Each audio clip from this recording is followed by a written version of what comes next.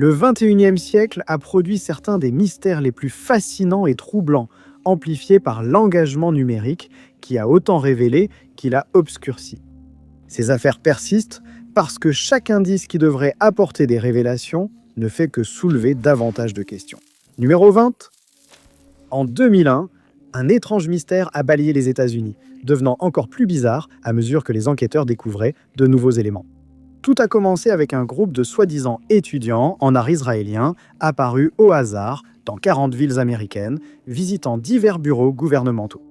Ils seraient surtout apparus dans des bureaux de la DEA, prétextant vendre de l'art aux agents fédéraux.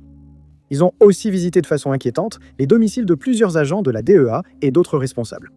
Dans certains cas, les prétendus étudiants en art ont visité des lieux qui n'étaient même pas connus du public, y compris des endroits sans adresse officielle, comme des bureaux de la DEA qui n'avaient pas été publiquement identifiés comme tels. Ces vendeurs d'art ont poursuivi leurs activités pendant les 6 premiers mois de 2001. Au bout de 3 mois, le Bureau national du contre-espionnage a remarqué le schéma. Et en mars, le bureau a publié un avertissement indiquant que des individus, hommes et femmes, ont été observés tentant de contourner la sécurité des installations et d'entrer dans des bâtiments fédéraux. Les femmes de ces groupes ont été décrites comme aguicheuses lors de rencontres avec des employés du gouvernement. 2 de ces personnes ont été arrêtées durant cette période pour intrusion présumée. Ils ont été trouvés en possession de fausses cartes de résidents permanents et de faux visas. D'autres ont été surpris plusieurs fois à tenter d'entrer dans des bâtiments par des parkings et des portes arrière. Dans un cas, l'un de ces individus a été retrouvé en train de marcher dans les couloirs du bâtiment fédéral Eurocabel avec un plan d'étage. La DEA, l'ATF, l'armée de l'air, le FBI, le Secret Service et le service des Marshals américains ont documenté jusqu'à 130 incidents en 6 mois. Cette tendance laissait penser que les agences de renseignement étaient la cible d'une collecte organisée de renseignements, mais dans quel but et pour qui, personne ne le sait. Numéro 19. John Wahoo, âgé de 39 ans, était employé à la Boston Genome Therapeutics Corporation à Waltham, dans le Massachusetts. Ici, John Wahoo travaillait comme chercheur principal en biologie moléculaire et en génomique fonctionnelle. Le 22 juillet 2002, cependant, John Wahoo a appelé pour signaler qu'il était malade, mais il n'a pas précisé de quelle maladie il souffrait. Les jours passaient sans nouvelles de lui. L'inquiétude grandissait chez ses collègues. Le 26 juillet, ils ont contacté la police locale et demandé qu'on vérifie qu'il allait bien. La police s'est rendue à l'appartement et a trouvé son véhicule sur le parking. Cependant, lorsqu'ils sont entrés à l'intérieur, l'homme était introuvable. Le 6 août 2002, le service de police de Walton a déposé un rapport de disparition. Et à ce moment-là, John Wahoo n'avait pas été vu ni entendu depuis 2 semaines. Les circonstances entourant sa disparition restent floues. On ne l'a plus aperçu depuis et aucun indice n'a été communiqué pour aider les autorités à avancer dans la bonne direction. Son dossier est classé comme une disparition et reste non résolu à ce jour. L'homme disparu est décrit comme un homme asiatique aux cheveux noirs et aux yeux marrons. Il mesure 1,68 m et pèse 46 kg.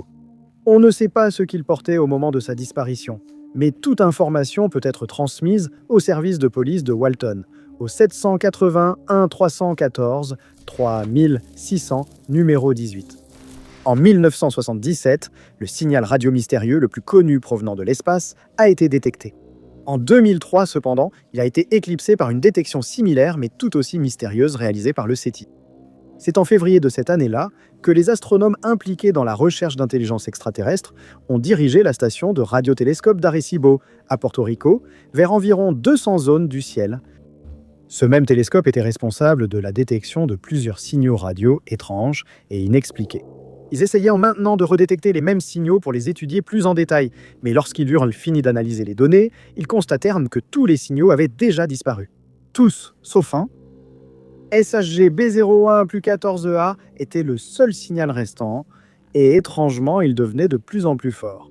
La même détection a maintenant été observée à plusieurs reprises, mais elle reste une énigme fascinante. Les experts pensent qu'il pourrait avoir été généré par un phénomène astronomique inconnu, ou même par un artefact du télescope lui-même.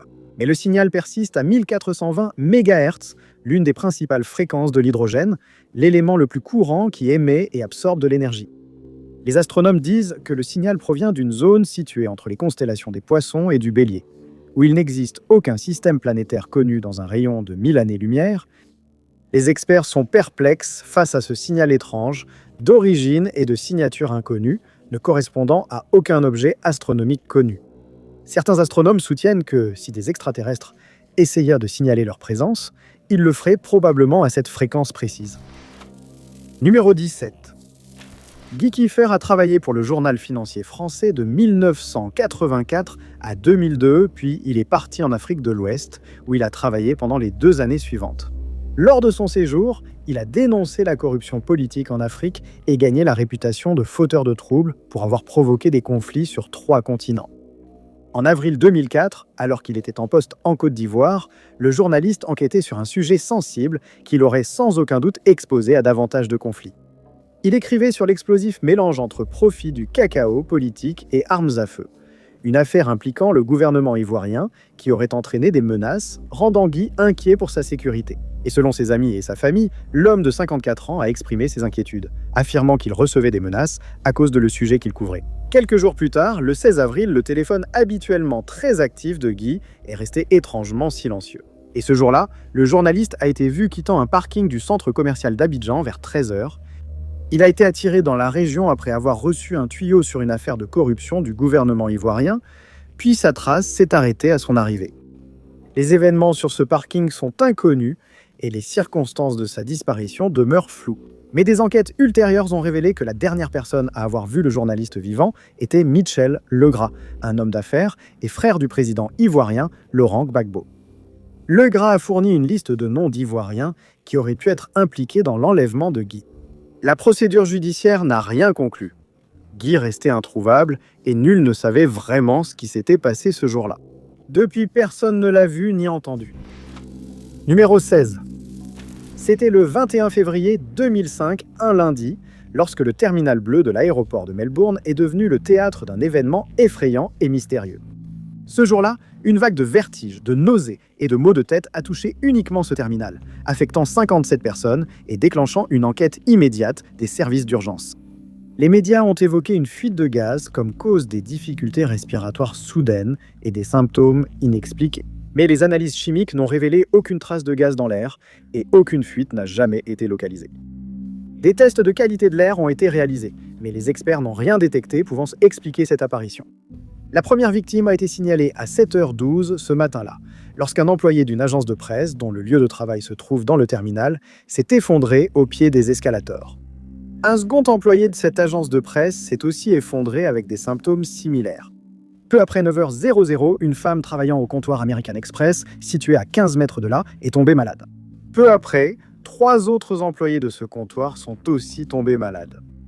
À 14h cet après-midi-là, le dernier cas a été signalé. Sur les 57 personnes touchées, 47 ont été transportées à l'hôpital et les 10 restantes ont refusé l'aide. Toutes les victimes se sont rétablies, seules quelques-unes ont signalé des symptômes persistants après. Après que les analyses de l'air et l'enquête à l'hôpital n'ont rien révélé, les autorités ont recherché une exposition commune au terminal, comme la nourriture et l'eau, sans trouver de corrélation. À la fin de l'enquête, la mystérieuse maladie qui avait frappé le terminal a été attribuée à un cas classique de maladie psychogène collective, un délire partagé. Mais les victimes ne seraient pas d'accord. Numéro 15. Jason Ellis, âgé de 20 ans, était résident d'Indianapolis, dans l'Indiana, où il vivait avec quelques-uns de ses amis du lycée dans l'appartement C au 9820 Willow Tree Lane. Aux alentours du 4 décembre, 2006, Jason avait reçu de l'argent de sa mère, Niatrice Billingsley, pour remplacer le radiateur de sa voiture. À ce moment-là, ses amis avaient quitté la ville.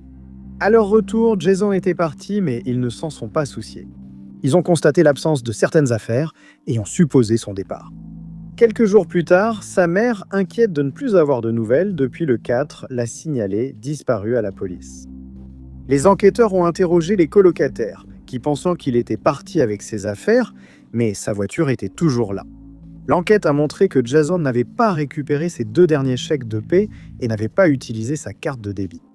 Niatrice s'est rendue à Indianapolis pour parler aux policiers et sur place a trouvé un t-shirt de son fils, même si les circonstances restent floues.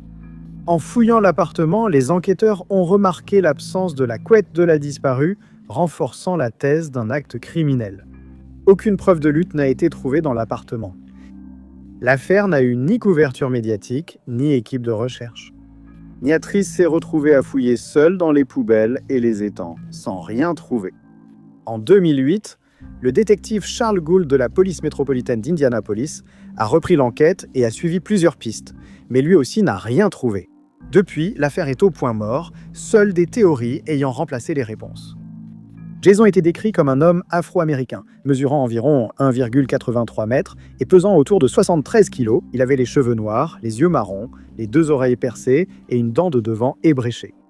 Les informations concernant sa disparition peuvent être transmises à la police métropolitaine d'Indianapolis au 317 413 7 1440, numéro 14. À la fin de 2007, Google a constaté une étrange anomalie. L'anomalie du pic de recherche Google de 2007 ne concernait pas que quelques mots, presque toutes les requêtes ont connu une forte hausse de recherche. Le flux de recherche n'était pas uniquement attribuable aux humains. Il a été largement supposé que ce pic pouvait être dû à un problème technologique, une sorte de bug qui a entraîné des recherches sur presque tous les qui, quoi et quand imaginables. Les requêtes humaines concernaient le lancement du premier iPhone, la culture des célébrités et les films ou séries à la mode, suggérant que le pic était une erreur technologique. Certains pensaient que cette étrange erreur venait d'un individu ou d'une organisation sinistre. Une hypothèse probable est qu'une personne, peut-être un concurrent, tentait de percer l'algorithme de recherche de Google, provoquant une hausse non humaine des requêtes. Les experts ne savent pas avec certitude ce qui l'a provoqué. L'événement était étrange et préoccupant car Google, principal moteur de recherche, détient les données personnelles de milliards d'utilisateurs. Numéro 13. Stephen Cooper est né en 1961 et était un ancien officier de l'armée territoriale qui vivait dans le quartier Goldcar de Huddersfield, dans le West Yorkshire. Il a une compagne avec qui il a un enfant et a été diagnostiqué avec le syndrome de Marfan, une maladie génétique rare. La maladie rendait la marche difficile pour Stephen, qui devait parfois utiliser une canne. C'est le 21 janvier 2008, le jour du 47e anniversaire de Stephen, qu'il disparaîtra inexplicablement.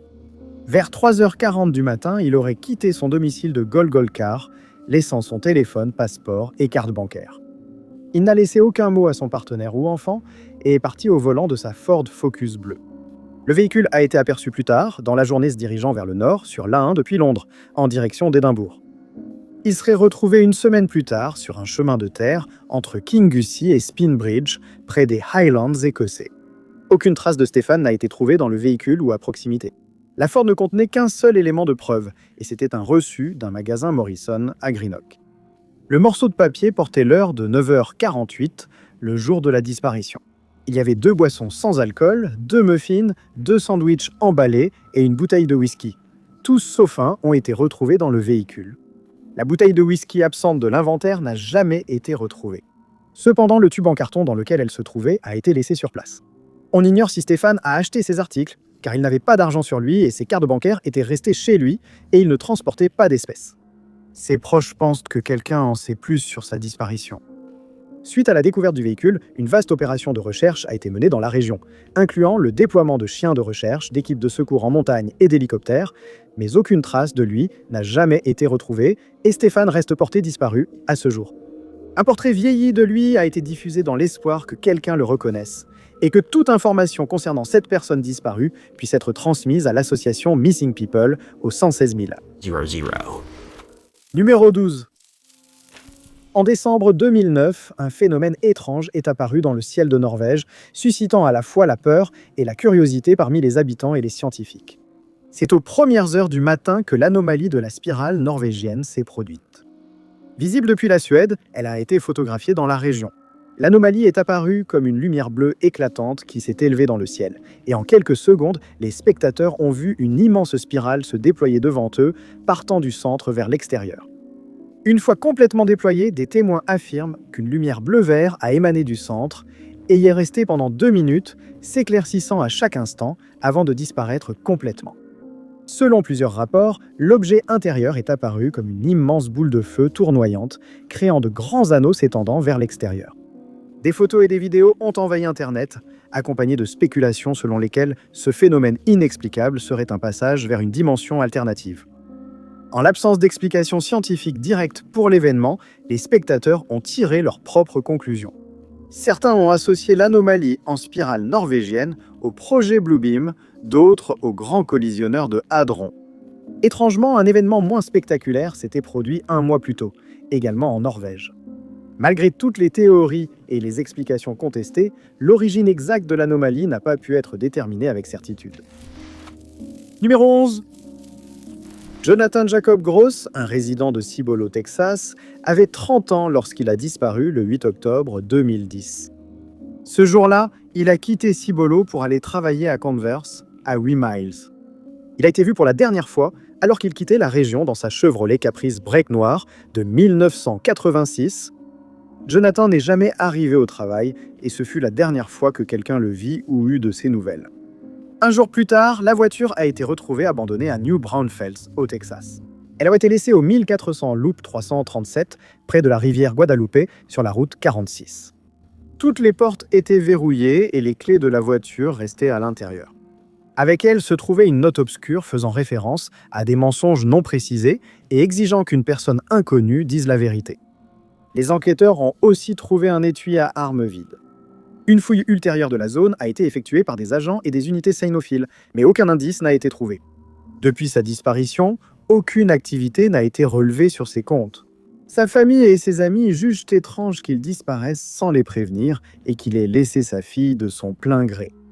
Il portait une chemise bleue à manches courtes, un short cargo olive et des chaussures beige quand il a été vu pour la dernière fois. Il porte aussi une croix en argent James Avery. Toute information concernant sa localisation peut être transmise au service de police de New Braunfels au 830 221 numéro 10. C'était en 2011 qu'une des plus grandes violations de données de l'histoire a secoué le monde et reste encore impunie aujourd'hui. Du 20 avril au 14 mai, une panne a eu lieu sur le réseau PlayStation, à la suite d'une intrusion externe sur le réseau de Sony et les services Curiosity. La violation de données a compromis 77 millions de comptes avec des informations personnelles consultées par des entités inconnues. L'événement a concerné les utilisateurs de PlayStation 3 et de PlayStation Portable. L'attaque a eu lieu entre le 17 et le 19 avril, obligeant Sony à désactiver le PlayStation Network à partir du 23.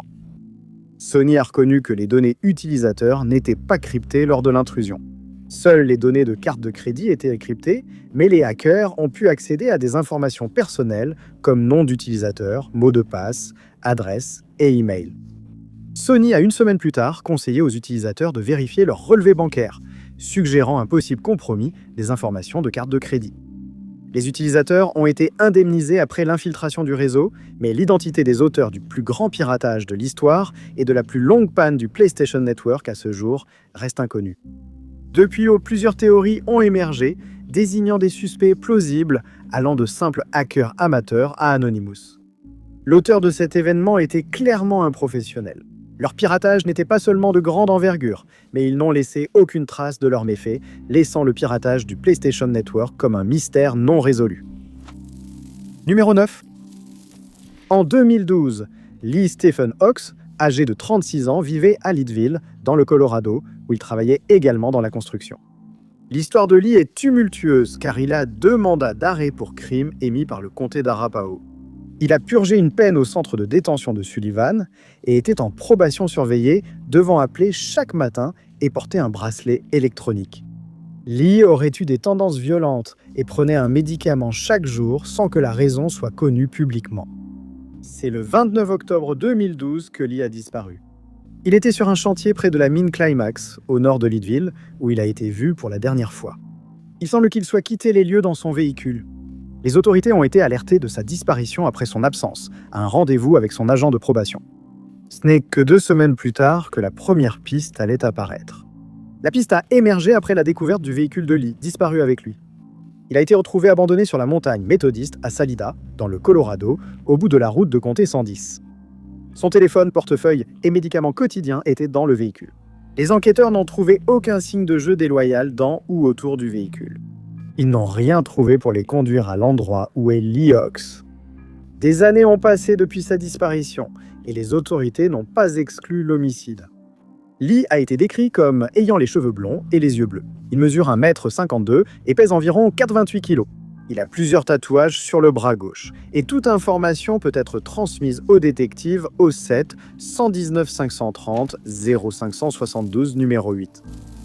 Situé dans la vallée de Coyote, au sud de San José et à la frontière de Coyote en Californie, se trouve le poste de transmission Metcalf de PG&E, une installation électrique majeure qui alimente en électricité les foyers et entreprises de la Silicon Valley. C'est le 16 avril 2013 que le poste de transformation est devenu le sujet d'un mystère toujours non résolu, qui a causé d'importants dégâts et semé la peur parmi le public, qui s'est demandé s'il ne s'agissait que du premier d'une série d'événements de plus en plus graves. Ce jour-là, l'attaque au sniper de Metcalf a semé le chaos en Californie. Tout a commencé à 00h58, lorsque des individus inconnus se sont glissés dans l'ombre en se dirigeant furtivement vers les câbles de télécommunication en fibre optique d'AT&T. Ils ont sectionné les câbles juste à l'extérieur de San José, près de l'US Route 100, marquant le début d'une attaque majeure. À 1h31, des caméras de surveillance pointées vers la clôture grillagée entourant la sous-station ont enregistré un faisceau de lumière, supposé provenir d'une lampe de poche. Le faisceau a vite été suivi par les étincelles des balles touchant la clôture, activant l'alarme et les capteurs de mouvement. Quelques minutes plus tard, le département du shérif du comté de Santa Clara a reçu un appel d'un ingénieur qui se trouvait près de la station et qui a signalé avoir entendu des tirs d'armes à feu à proximité. Ce n'est qu'à 3h15 du matin que quelqu'un se rendrait compte d'où provenaient les fortes détonations. À ce moment-là, un employé de PG&E est arrivé et a constaté d'importants dégâts à la station Metcalf. La première rangée de transformateurs, désormais défigurés, a laissé s'échapper 52 000 gallons d'huile. Des douilles ont été retrouvées sur les lieux plus tard dans la journée lorsque les autorités sont arrivées et il était immédiatement évident que l'attaque était l'œuvre de professionnels. Les experts militaires ont noté l'absence d'empreintes digitales sur les douilles vides de qualité militaire. 17 transformateurs ont été endommagés, nécessitant 15 millions de dollars de réparation. La panne de courant a forcé un réacheminement de l'électricité, laissant certains quartiers sans électricité. Malgré la récompense offerte pour l'arrestation et la condamnation des responsables, les auteurs n'ont jamais été identifiés et l'attaque au sniper de Metcalf reste non résolue. Numéro 7. Christy Lynn Richardson est née en 1952 et en 1972, elle a épousé son amour de jeunesse, Ronald Richardson. Le couple a élevé 2 enfants à Casper, Wyoming. En 2013, Ronald est décédé, laissant Christy gérer leur entreprise de transport Richardson, située dans le bloc 6800 de la West Yellowstone Highway. En 2014, un an après le décès de son mari, Christy, alors âgée de 61 ans, allait disparaître. C'est le 6 octobre de cette année-là qu'elle a été vue pour la dernière fois à son domicile sur la 24e rue vers 19h45 ce soir-là. Le lendemain matin, ses collègues ont eu le sentiment que quelque chose n'allait pas. Christy n'est pas venue travailler le lendemain, et les employés ont vite alerté sa famille. Amber, avec son mari Pete, est allée chez les Richardson et a vu que la voiture de Christy était encore dans le garage. Après une brève fouille de la maison, Amber a appelé la police. La maison de la femme disparue était verrouillée, tous ses véhicules présents. Son téléphone était sur le lit et son sac à main avec 700 $ sur le comptoir. Cependant, l'ouvre-porte de garage habituellement dans son sac à main était introuvable. Et les draps de son lit étaient attachés d'un liquide ressemblant à un fluide corporel sans confirmation de sa nature. Les enquêteurs situent sa disparition entre 19h45 ce soir-là et 23h30. Les relevés téléphoniques révèlent qu'elle a reçu un appel habituel avant 20h00 et l'appel suivant à 23h00 est resté sans réponse. En vérifiant les finances de l'entreprise, les enquêteurs ont découvert des lettres d'amour qu'un des employés lui avait envoyées. Malgré la confrontation, les lettres n'ont pas cessé. Bud Boyles, l'employé, avait quitté l'entreprise quelques jours auparavant. Il a été interrogé plusieurs fois et les autorités ont confirmé par ses relevés téléphoniques qu'il n'était pas dans le quartier avant 20h00 le soir de la disparition. Sa localisation après cela reste inconnue. Elle a été décrite avec des cheveux châtain-gris et des yeux marrons. Elle mesurait 1,63 m, pesait environ 52 kg et a été vue pour la dernière fois portant un pantalon capri, un haut uni et des chaussures plates. Les informations peuvent être transmises au service de police de Casper au 307 235 8202 numéro 6. Entre 2014 et 2015, 5 pilotes distincts de la marine ont affirmé avoir vu des objets étranges et non identifiables alors qu'ils effectuaient des manœuvres d'entraînement de la Virginie à la Floride à bord du porte-avions Theodore Roosevelt. Les pilotes de la marine se sont entretenus avec le New York Times, qui a rapporté leurs témoignages en détail en soulignant les similitudes entre chaque observation. Les entretiens n'ont été publiés qu'en mai 2019. Selon les rapports, les pilotes de chasse avaient beau vu des objets sans moteur ni traîner de réacteurs. Ils auraient aussi atteint des vitesses hypersoniques et volé à des altitudes inhabituelles. L'un des objets serait resté en vol stationnaire à 30 000 pieds au-dessus du niveau de la mer. Il pouvait effectuer des accélérations rapides qui seraient fatales à des pilotes humains. Le lieutenant Ryan Graves a signalé que ces objets restaient dans l'espace aérien toute la journée. Après être rentré à la base un après-midi, Graves a rencontré un autre pilote qui semblait être sous le choc. Il a expliqué qu'il volait en tandem avec son ailier lorsqu'un objet est passé entre eux. Il a décrit l'objet comme une sphère entourant un tube, description que tous les pilotes interrogés partageaient. Les rencontres ne concernaient pas uniquement ces 5 hommes. Plusieurs cas documentés ont conduit à une mise à jour des directives de la marine. Joseph Gradischer a signalé plus d'observations et affirmé qu'ils ignoraient l'origine et la nature de ces objets. Il manquait de données pour suivre le phénomène et stopper l'intrusion. Au moment où ces rencontres avaient lieu, plusieurs pilotes ont supposé qu'il s'agissait d'un programme de drones avancé hautement classifié. Mais aucune entreprise ni agence de renseignement n'a jamais reconnu en être responsable. Le phénomène aérien a persisté sans réponse claire sur la nature ou l'origine de ces objets. Numéro 5. Un habitant de Blackley, dans l'Oregon, Sanford David Rice, avait 75 ans en 2016. Malgré son âge, il faisait encore parfois des randonnées. C'était un randonneur expérimenté et on le considérait en bonne forme physique et mentale. Le 23 juin de cette année-là, Sanford partit pour l'une de ses brèves excursions, mais il ne rentra pas chez lui. Après avoir quitté sa maison à Blackley, on n'a plus jamais eu de ses nouvelles. Sanford faisait de la randonnée près du lac Marion, près de la route 22. D'autres randonneurs l'avaient aperçu près du lac Marion, mais il n'est pas rentré après son excursion. Son véhicule a été retrouvé tout de suite, abandonné au début du sentier Marion, où les agents ont trouvé ses reçus d'entrée. Les reçus montraient que Sanford ne prévoyait qu'une journée sur place et avait assez de ressources pour cela. Les gardes forestiers et policiers ont uni leurs efforts pour mener de vastes recherches dans la région. Aucun indice sur l'endroit où l'homme aurait pu se retrouver n'a été trouvé et rien n'indiquait ce qui s'était passé ce jour-là. La famille et les amis insistent sur le fait qu'il était un randonneur expérimenté et ils ne croient pas qu'il s'agisse d'un accident de randonnée. Malgré les recherches, Sanford reste introuvable et n'a plus jamais été vu. Lors de sa disparition, il portait une chemise blanche, un short et un sac à cordon. Il a été décrit comme ayant les cheveux gris et les yeux bleus, mesurant 1,68 m et pesant environ 72 kg. À ce moment-là, il portait une barbe. Toute information peut être transmise au bureau du shérif du comté de Lynn au 541 9 167 3950 en utilisant le numéro de dossier 1 610 460 et 11. Numéro 4. Entre février et mars 2017, des utilisateurs de Reddit ont remarqué un compte étrange qui semblait faire allusion à quelque chose de sinistre et d'obscur. Sous des fils de discussion aléatoires et populaires, le compte Fujitagiken001 publiait des messages en anglais approximatifs, dont certains étaient identiques à d'autres commentaires qu'il avait laissés sous différents fils. Un message fréquent sur Reddit était « Je fais face à un grave problème de droits de l'homme chez Fujitagiken Thaïlande. S'il vous plaît, aidez-moi. » Grâce à quelques recherches, des internautes ont découvert une usine en Thaïlande appelée Fujitagiken, spécialisée dans la fabrication de colorants spéciaux, d'outils, de fixation et de gabarits. Un utilisateur a évoqué le terme « power harassment » dans un commentaire obscur. La phrase était écrite en japonais et cette expression est souvent utilisée dans le pays pour désigner les abus sur le lieu de travail. Dans ce cas, beaucoup ont supposé que la personne était victime de travail forcé et que c'était sa façon de lancer un appel à l'aide.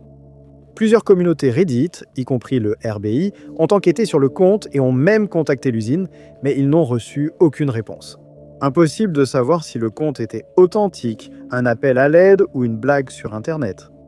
Un mois plus tard, le compte est resté silencieux, et personne ne sait s'ils ont jamais été secourus de leur épreuve. Numéro 3. Basil Tolson Jr. vient de Hazel Green, dans le Kentucky, et il avait 32 ans lorsqu'il a disparu en juin 2018. Il a contacté sa famille pour la dernière fois le 2 juin depuis Trinidad, Californie. Il leur aurait dit travailler dans une ferme de cannabis près de Trinidad. Après cette discussion, ils n'ont plus eu de ses nouvelles. Il était connu pour fréquenter la place Arcata, la route Kane et Orec, près des parcs nationaux et d'État de Redwood. Lorsque sa famille et ses amis sont restés sans nouvelles de lui dans les semaines qui ont suivi, ils l'ont signalé comme disparu au bureau du shérif du comté de Humboldt, qui a indiqué, sur la base d'indices, qu'il avait été aperçu dans la zone du lagon d'eau douce. Le lagon d'eau douce se trouve entre Rec et Trinidad, à l'embouchure de Redwood Creek. Malgré les recherches, aucune trace de lui n'a été trouvée. La famille de Basil publie des appels à témoins, des mises à jour, des pistes et des messages d'anniversaire sur le groupe Facebook à la recherche de Basil Tolson. La disparition reste non résolue à ce jour. Basil a été décrit avec des yeux noisettes et des cheveux bruns. Il mesure environ 1,83 m et pèse autour de 4,22 kg. Les informations peuvent être transmises au bureau du shérif du comté de Humboldt au 707 445 7251 numéro 2. Situé dans la partie ouest de la péninsule sud de Tiburon, le département de la Grande-Anse est l'un des 10 départements d'Haïti. Mais le 14 avril 2019, la Grande-Anse est devenue associée à un mystère intrigant, rejoignant plusieurs endroits dans le monde qui ont connu des bruits inexpliqués. C'est ce dimanche, entre 15h et 16h, qu'un bruit massif et désincarné a résonné dans les rues de la Grande-Anse. Les habitants l'ont décrit comme une grande explosion. Et au début, ils n'étaient pas trop inquiets, pensant qu'il devait y avoir une source évidente, mais ils ont été saisis d'une peur soudaine lorsqu'ils ont réalisé que les autorités n'arrivaient pas à retrouver l'origine du bruit, ni à en expliquer la cause. Certains ont évoqué le réveil d'un volcan, mais ce lieu n'en abritait pas. Seuls 2 volcans en sommeil se trouvaient loin de la zone concernée. Les experts en géologie et volcanologie ont rejeté l'idée que l'explosion dans la Grande-Anse soit due à un séisme ou un volcan, suggérant plutôt une météorite explosant dans l'atmosphère avant d'atteindre le sol. Mais aucun impact n'a jamais été trouvé.